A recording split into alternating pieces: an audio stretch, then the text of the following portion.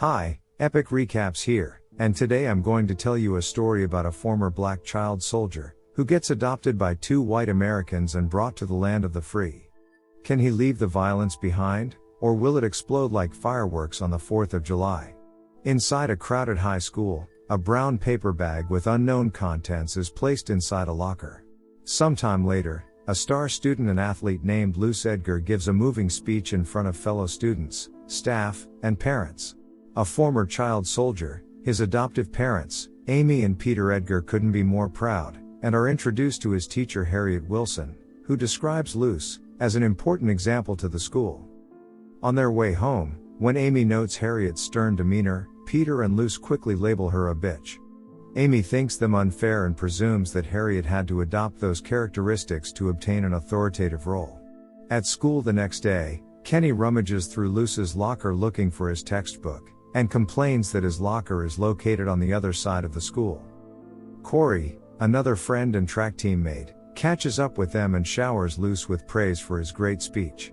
In typical teen fashion, Corey spots Stephanie and comments that she's looking fine, but she doesn't appear to take the compliment well.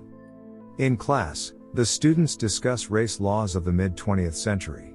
Catching Deshaun on his phone, Harriet points out that while the lesson is incidental for the white students, it's a matter of life or death for him as a black student.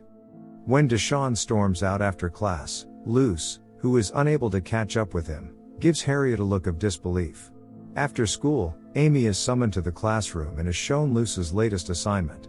Asked to write as a historical figure, he wrote as Frantz Fanon, a black radical who believed violence could overthrow colonialism. When Amy asks what's the big deal, Harriet points out that as a former child soldier, Luce doesn't get the benefit of the doubt. Seeing that Amy is unconvinced, she reveals a bag of fireworks she found in Luce's locker after conducting an illegal search. A shocked Amy is told now's not the time to fuss over breach of privacy, and especially not for a boy of color. Elsewhere, Corey and Kenny get into a fight in the locker room. Corey's furious that Kenny's got the whole school talking about Stephanie again, and tells Luce that he better fix it. Back at home, trouble is brewing with the Edgars when Amy reports Harriet's accusations. Peter is unconvinced that their son is a radical, and Amy agrees but wants to be proactive and get ahead of whatever is going on. Hearing Luce open the door, Amy hides the evidence in a cupboard. Dinner is a mixed bag of emotions when Luce announces he's been named captain of the track team. That's not exactly the confession Amy and Peter were waiting for, but they do learn that Harriet's been busy singling out students, including Luce, to make a political statement. It's revealed that Stephanie was an alleged victim of sexual assault at a recent party, and Harriet got wind of the rumors and is using Stephanie as an example of a victimized woman. Luce is tired of Harriet's tokenism and using him as a poster boy. A black kid who overcame his tragic past, the perfect example of what makes America so great. Mentioning he doesn't want that burden on him, Peter asks what about the burden to tell the truth? Luce is confused and has no idea what Peter is alluding to. The rest of dinner is an awkward affair when Amy refuses to confront Luce about the fireworks. Afterward, Luce discovers the paper and fireworks in the cabinet, and believes that Harriet is behind all this. Later in his room, he looks her up on Facebook and learns that she has a sister named Rosemary, whom Harriet picks up from a mental institution to take home the next morning.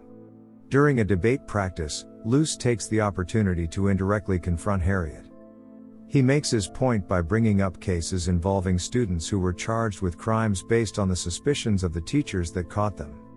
Harriet quotes the law book and picks up on Luce's hostility when she states that in the real world, reasonable suspicion is all the police need to search your car. Afterward, Luce catches up with Corey, and when they spot Deshaun smoking a joint, Corey points out his complete disregard for authority after Harriet discovered weed in his locker, and got him kicked off the team. When Luce is summoned by Harriet to discuss his paper, they argue over what's right and wrong, and he defends his point of view, telling her that he did what the assignment asked for. Before leaving, Luce asks her what her favorite holiday is, telling her his is Independence Day because of what it stands for.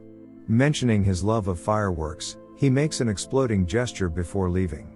Feeling threatened, Harriet informs Peter about it and he and Amy discuss the matter at home. Believing that Harriet holds different kids to different standards, Amy points out that Luce hasn't lied to them, only just hasn't told them. Peter is unconvinced, and when Luce arrives home, he confronts his son about the threats and fireworks. Luce explains that the guys on his track team share lockers, so the fireworks could belong to anyone.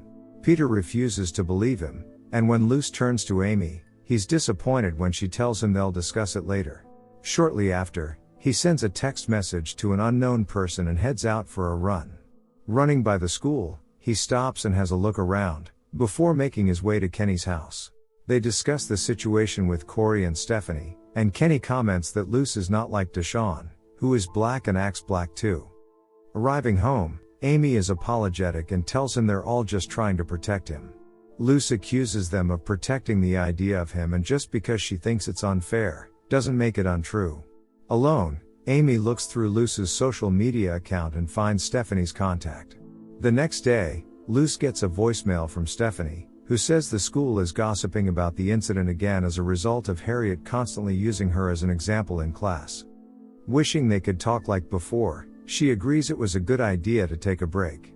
Amy and Peter attend a baby shower for a friend, and Amy can't help but notice as Peter lovingly dotes on the white baby. At home, Harriet is tending to her sister Rosemary, who suffers from a personality disorder. The two go grocery shopping, and Harriet sees her sister talking to Luce. Picking up items for a fundraiser, Luce is charming towards Rosemary and Harriet is suspicious of his intentions. At the school car wash, Deshawn is told to leave as he's not allowed at team events. Luce intervenes and Deshawn vents that Harriet and the rest of the fakes killed his chance at a scholarship. Refusing to hike up his pants and conform, he points out that Luce is no stranger to weed, and asks why it was he who was searched, and not Luce. Before leaving, Luce promises to make things right. At home that night, Harriet hears a commotion and discovers her home trashed and vandalized, which causes Rosemary distress, resulting in an episode. Elsewhere, Amy meets with Stephanie at a coffee shop and learns that she and Luce dated. Amy brings up the party, and when Stephanie tries to leave, Amy tells her that Harriet using her situation to make a political statement was wrong. Stephanie recounts that she was drunk and played a game where she was passed around the boy's lap while they groped her. Overwhelmed and passing out, she woke up with Luce beside her. When Amy suggests that he was a participant, Stephanie insists Luce wouldn't do that, rather, he got the boys to stop instead. Amy learns that Harriet also searched Deshawn's locker on suspicion, and discovering weed, she called the cops and ruined any chance he had for a scholarship. When Stephanie tells Amy that Luce agreed with her decision to not go to the cops, Amy thinks it's because he wanted to protect his friends. Stephanie is unconvinced and insists he was the best boyfriend she ever had. At home, Peter insists that he loves Luce but can't ignore the years spent trying to rehab him. Desperately wanting him to be what she envisioned, he accuses her of ignoring all the signs of who Luce really is. Meanwhile, Luce practices his next speech, which mentions his name change because Amy couldn't pronounce his given one. Told that he could be who he wanted to be in America, he breaks down crying. Back home, Amy and Peter make up and reminisce about the goldfish they bought Luce as a child. Horrified that he threw the fish across the room, Amy remembers Luce saying, "Mom, I just wanted to see it fly." Peter tells her everything is fine when she worries they screwed him up. Lying in his bed, Luce receives a text from Stephanie who tells them they need to talk. The next day at school, Harriet is called outside by Principal Towson, and discovers Rosemary making a scene in front of the students. She accuses Harriet of being embarrassed by her black sister and screams that these white people aren't her family. Unable to calm down, Rosemary is tased and taken into custody by police. Later in the hall, when classmates comment on the incident, Luce and Stephanie share a knowing look.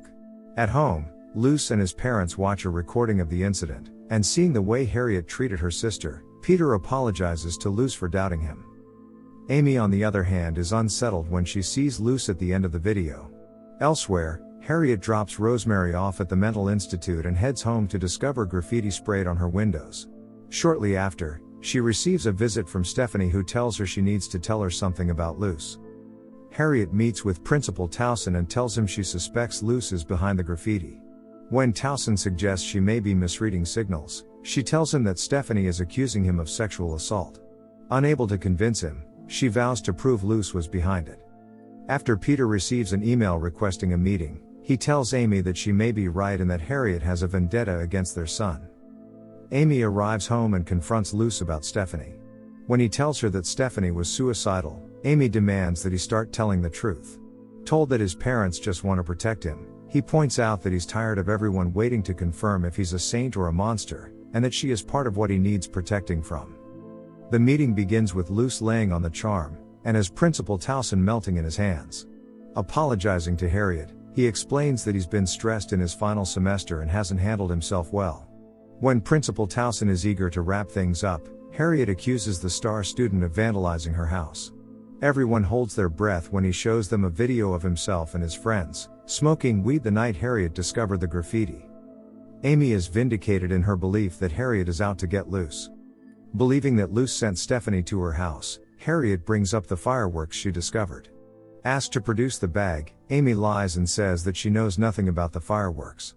With no proof of Luce's wrongdoing, the Edgars leave. Later that evening, with the school empty, fireworks are set off in Harriet's classroom and causes a fire.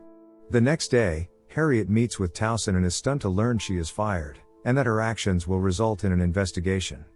When Amy drops Luce off and learns about the fire, Amy runs home and discovers the fireworks missing.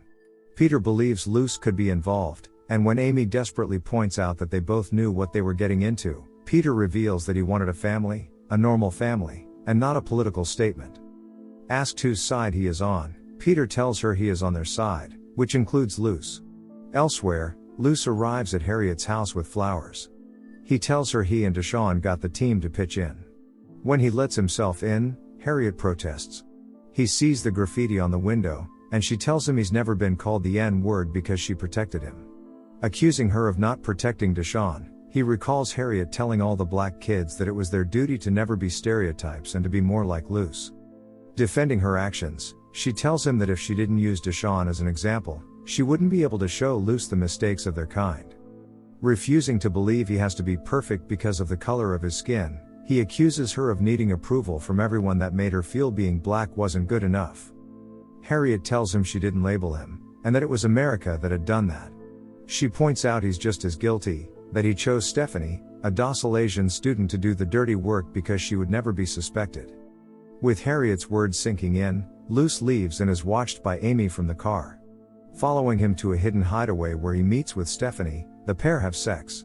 When Stephanie spots Amy outside the window and doesn't react, Amy realizes the two of them are guilty of Harriet's accusations. Amy returns home and, cleaning up, she comes across old photos of Luce as a child. When Luce appears, he tells Amy that he's made some mistakes but wants to start over, and calls her mom. Handing her a paper bag, Amy hesitates before opening it and discovers a goldfish inside. Reminding her of the boy who just wanted to see the fish fly, the two share a tearful hug. Sometime later, Luce gives another speech at school and tells the story about being renamed after his adoption. His parents chose the name Luce because it means light, and he shares how lucky he is because Amy and Peter are his parents. Afterward, Luce goes out for another run where he looks more frantic and determined than ever. If you enjoyed the movie, let us know in the comments below. If you want another politically charged story, check out our recap of the controversial movie called The Hunt.